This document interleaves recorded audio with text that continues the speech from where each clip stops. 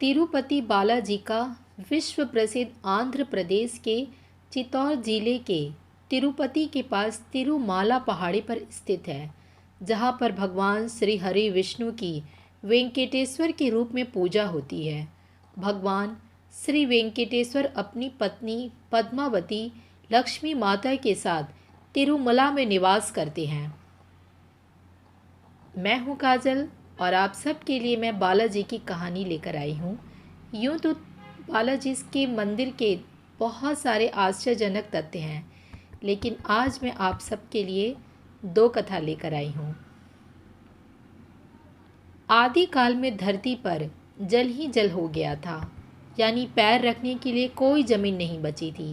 कहते हैं कि ऐसा इसलिए हुआ क्योंकि पवन देव ने भारी अग्नि को रोकने के लिए उग्र रूप से उड़ान भरी, जिससे बादल फट गए और बहुत बारिश हुई और धरती जलमग्न हो गई। धरती पर पुनः जीवन का संचार करने के लिए श्री हरि विष्णु ने तब आदि वराह अवतार लिया। उन्होंने अपने इस अवतार में जल के भीतर की धरती को ऊपर तक अपने तुस्क का उपयोग करके खींच लिया। इसके बाद पुनः ब्रह्मा के योग बल से लोग रहने लगे और आदि वराह ने तब बाद में ब्रह्मा के अनुरोध पर एक रचना का रूप धारण किया और अपने बेहतर आधे 4 हाथों वाले भूदेवी के साथ कृदचला विमना पर निवास किया और लोगों को ध्यान योग और कर्म योग जैसे ज्ञान और वरदान देने का फैसला किया। तिरुपति की दूसरी कथा कुछ इस प्रकार है। कलयुग के प्रारंभ होने पर आदि वराह वेंकटादि पर्वत छोड़कर अपने लोक चले गए, जिसके चलते ब्रह्मा जी चिंतित रहने लगे और नारद जी ने विष्णु को पुनः लाने के लिए कहा। नारद एक दिन गंगा के तट पर गए, जहाँ पर ऋषि इस बात को लेकर भ्रम में थे कि हमारे यज्ञ का फल त्रिदेवों में से किसे मिलेगा। नारद जी ने उनकी शंका समाधान हेतु भृगु को यह कार्य सौंपा। भृगु ऋषि सभी देवताओं के पास गए, लेकिन भगवान शिव और विष्णु जी ने उनकी बातों पर ध्यान नहीं दिया, तो वे क्रोधित हो गए। क्रोधित होकर भृगु ऋषि ने विष्णु जी की छाती पर एक लात मार दी। इसके बावजूद विष्णु जी ने ऋषि के पैरों की यह सोचकर मालिश की कि कहीं उनके पैरों में दर्द ना होने लगा हो। यह देखकर ऋषि भृगु को सभी ऋषियों को उत्तर दिया कि उनके यज्ञ का फल हमेशा भगवान विष्णु को समर्पित होगा। परंतु श्री हरि विष्णु की छाती पर लात मारने के कारण माता लक्ष्मी क्रोधित हो गई। उन्हें अपने पति का अपमान सहन नहीं हुआ और वे चाहती थी कि भगवान विष्णु ऋषि भृगु को दंडित करे, परंतु ऐसा नहीं हुआ।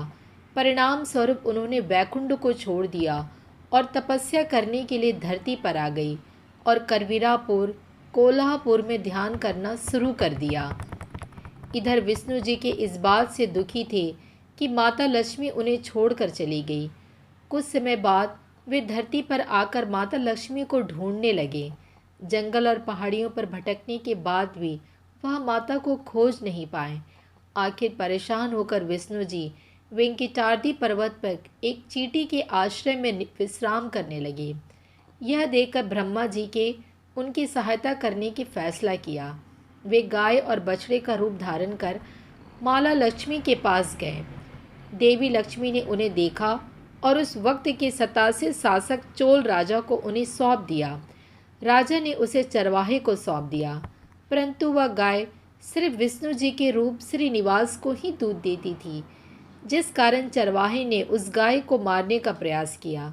तब श्रीनिवास ने चरवाहे पर हमला करके गाय को बचाया और क्रोधित होकर उन्होंने चोल राजा को एक राक्षस के रूप में जन्म लेने का श्राप दे दिया। राजा ने दया की प्रार्थना की। तब श्रीनिवास ने कहा कि राजा को दया तब मिलेगी जब वह अपनी बेटी पद्मावती का विवाह मुझसे करेगा।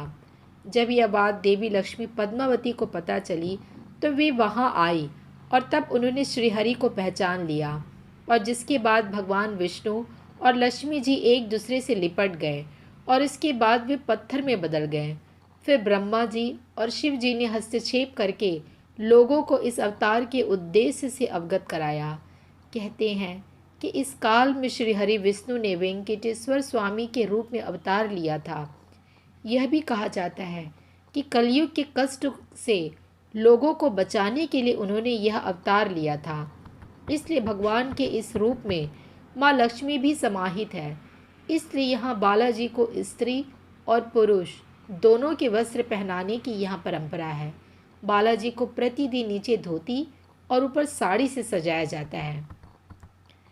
तिरुपति बालाजी में बाल क्यों काटते हैं, इसकी भी एक छोटी सी कथा है। बाल दान देने के पीछे का कारण यह माना जाता है कि भगवान वेंकटेश्वर कुबेर से लिए गए ऋण को चुकाते हैं।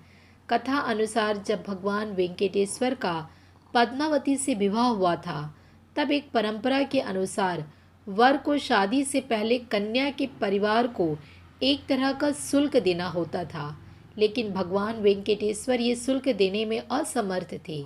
इसलिए उन्होंने कुबेर देवता से ऋण लेकर पद्मावती से विवाह किया और वचन दिया कि कलयुग के अंत तक वे कुबेर का सारा ऋण चुका देंगे। उन्होंने देवी लक्ष्मी की ओर से भी वचन देते हुए कहा कि जो भी भक्त उनका ऋण लौटाने में उनकी मदद करेंगे, देवी लक्ष्मी उन्हें उसका 10 गुना ज़्यादा धन देगी।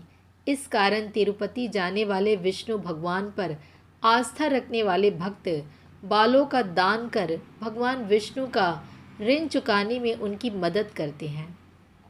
तो मिलती हूँ अपनी एक नई कहानी के साथ।